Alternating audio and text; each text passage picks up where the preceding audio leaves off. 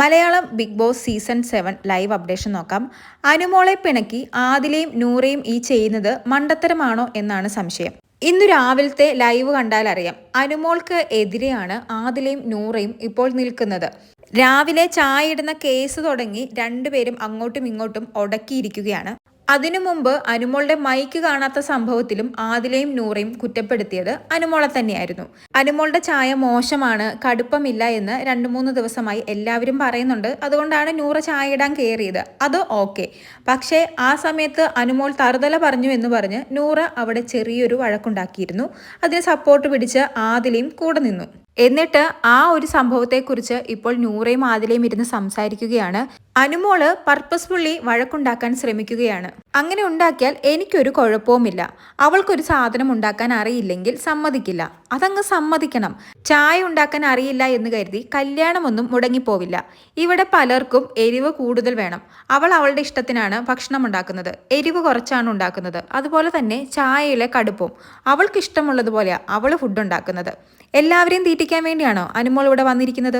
Family വീക്കി അവളുടെ വീട്ടിൽ നിന്ന് വന്നപ്പോഴും പറഞ്ഞതാ എപ്പോഴും കിച്ചണിൽ കയറി നിൽക്കരുതെന്ന്. വീട്ടിൽ നിന്ന് പറഞ്ഞിട്ടും അവള് അത് തന്നെ ചെയ്യുക. എന്തിനാണാവോ എപ്പോഴും കിച്ചൺ ടീമിൽ പോയി നിൽക്കുന്നത്? കുലസ്ത്രീ ആണെന്ന് തെളിയിക്കാനാണോ? കുലസ്ത്രീ തോട്ട്സ് ആണ് അനുമോൾക്ക്. അങ്ങനെ ആദിലയും നൂറയും അങ്ങോട്ടും ഇങ്ങോട്ടും അനുമോളുടെ കുറ്റങ്ങൾ മാത്രം നിരത്തിക്കൊണ്ടിരിക്കുകയാണ്.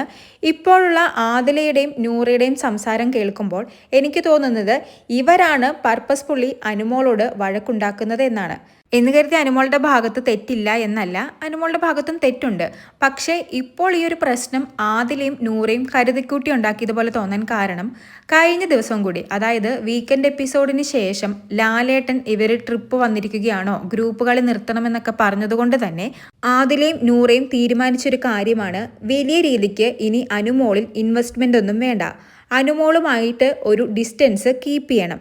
അനുമോളുടെ ഈ ഒരു ഫ്രണ്ട്ഷിപ്പ് ജെനുവിനാണോ എന്ന് നമുക്കറിയില്ല. ചിലപ്പോൾ അനുമോൾ പുറത്തിറങ്ങിയാൽ നമ്മളെ മൈൻഡ് പോലും ചെയ്യില്ല.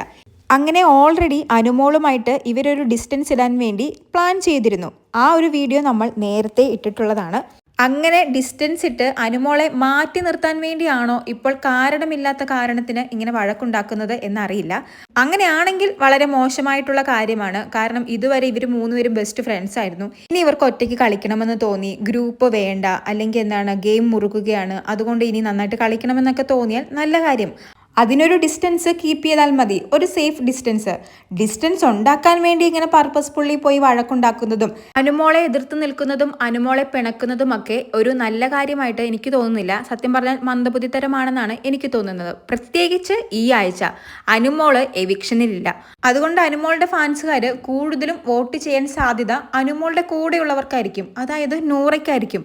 ആ സമയത്താണ് നൂറയും ആദിലയും ഇത്തരത്തിലുള്ള മന്ദബുദ്ധിത്തരം കാണിക്കുന്നത്. നൂറയുടെയും ആദിലയുടെയും മനസ്സിൽ വേറെ എന്തെങ്കിലും ഗെയിം പ്ലാൻ ആണോ എന്നും അറിയില്ല. എന്തായാലും കാത്തിരുന്ന് കാണാം. കൂടുതൽ ലൈവ് അപ്ഡേറ്റുകളുമായി വീണ്ടും വരാം.